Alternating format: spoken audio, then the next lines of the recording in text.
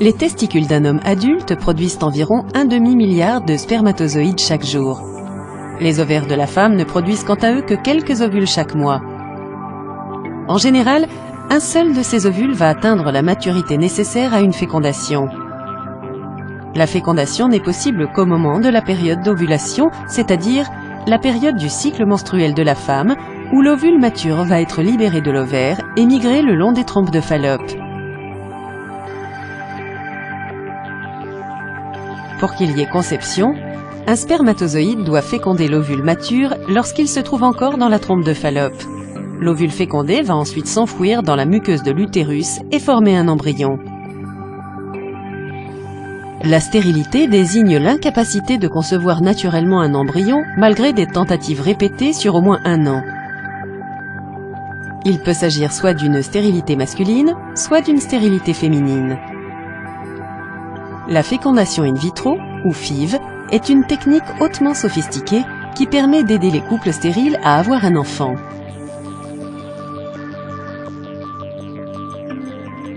Au cours d'une FIV classique, on administre en premier à la femme des traitements qui favorisent la fertilité en stimulant la production d'ovules matures en quantité.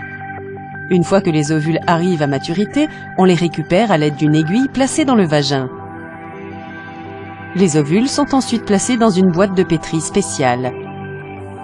Après une étape dite de lavage du sperme, celui-ci est introduit dans les ovules récupérés. Cette étape consiste à injecter les spermatozoïdes directement dans le noyau de l'œuf à l'aide d'une micropipette.